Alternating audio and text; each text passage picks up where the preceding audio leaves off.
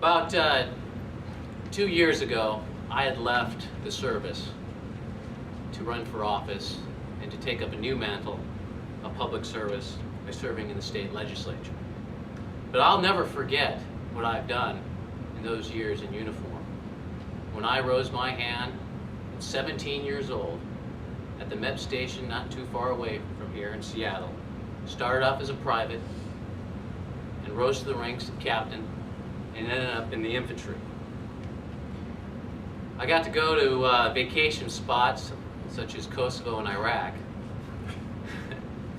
But I'll never forget the men and women that I have served with during those years. Now, some units that you go to in the Army, there's always a motto. And one particular unit I went to, they had a motto that said deeds, not words. A simple phrase that simply means it's actions that define you, not talk. That's why it's so simple for me to support Senator Obama for president. Because he doesn't just talk, he provides actions. He passed a bill or pushed a bill for homes for veterans.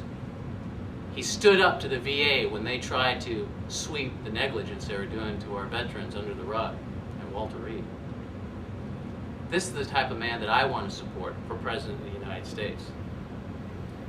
Now, McCain, good man, a veteran, and I honor his service. But it is simply not enough for a politician to stand up and say, support me because I'm a veteran and that I'm for the war and you're not. No, that's not enough. Again, I look at the deeds. I don't look at the words. And what's the deeds that Senator McCain has done?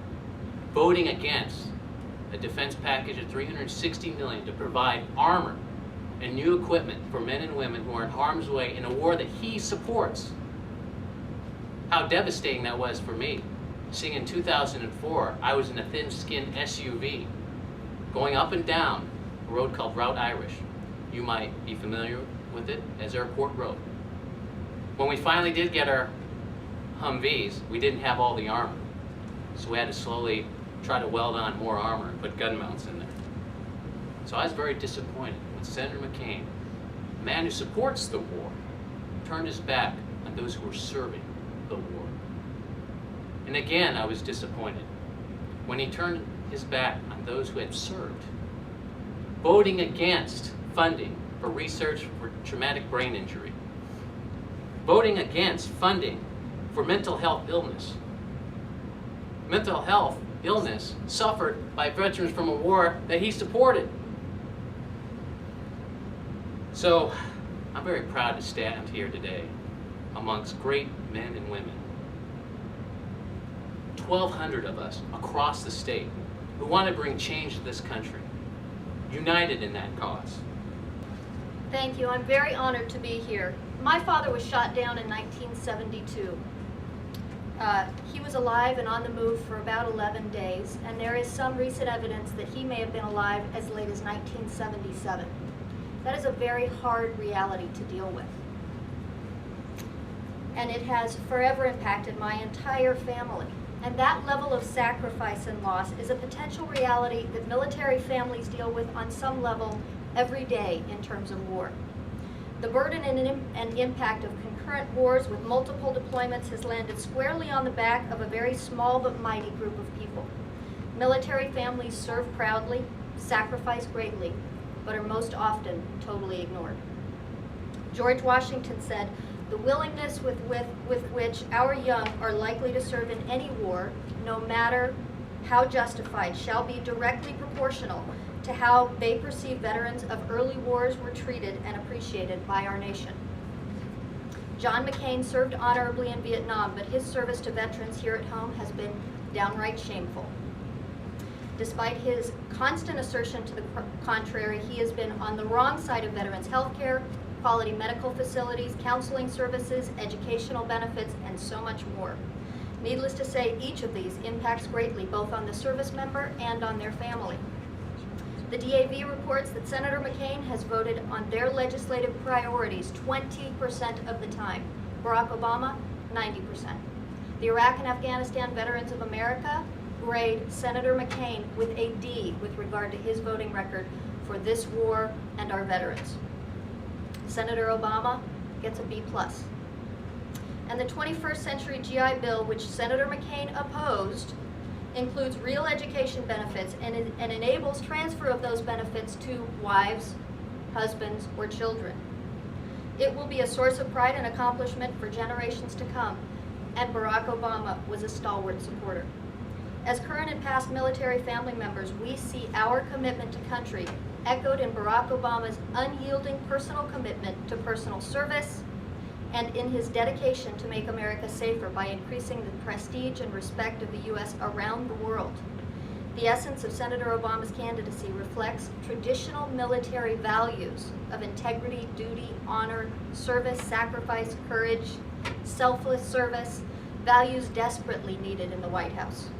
When he joined the Senate, Senator Obama could have served on any committee.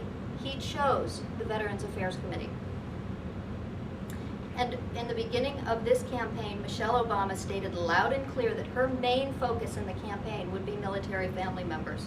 She has traveled the country talking to and listening to military family members. May I add that John McCain has never served on the Veterans Affairs Committee. When elected president, Senator Obama will create a military families advisory council to identify and develop actionable policies to ease the burdens on spouses and families. He will ensure adequate home time prior to redeployment, and he will end the nasty and deceptive practice of stop loss, one of the most harmful policies with regard to the health of our military families. And because he is mindful of the significant shifts in terms of balancing work and family obligations, Barack will extend job protection to spouses to enable them to take care of these very important responsibilities when their service member is deployed. We are proud of and honored by our candidate. Military family members here in Washington State are working closely with the campaign for victory in November, both for Senator Obama and for ourselves. This election will be hard won, but we are all indeed fired up and ready to go. So the wars in Afghanistan and Iraq have brought an enormous influx of injured and ill veterans into an already overburdened and underfunded VA system. Senator Obama has committed to fully fund the VA so it has the resources to serve our veterans who need it when they need it. The Republican Party has yet to follow through with the Dole Shalala recommendations that would help repair our nation's broken VA system. Veterans from Korea, Blue Water, Atomic War veterans, and Persian Gulf War veterans have shamefully been forgotten and have not been able to access the care that they need and that they earned through their service. While Senator McCain has often visited the troops, he has also voted against millions of dollars to provide them with traumatic brain injury care, mental health care, and GI Bill benefits. These dollars would provide our veterans with the greatest possibilities and hope of transitioning back into civilian life as self-sustaining citizens. I believe that Americans and all of us, everyone believes that our veterans deserve the best of care, and Senator Obama has committed to provide us with all that we need. And that's why I'm supporting Senator Obama.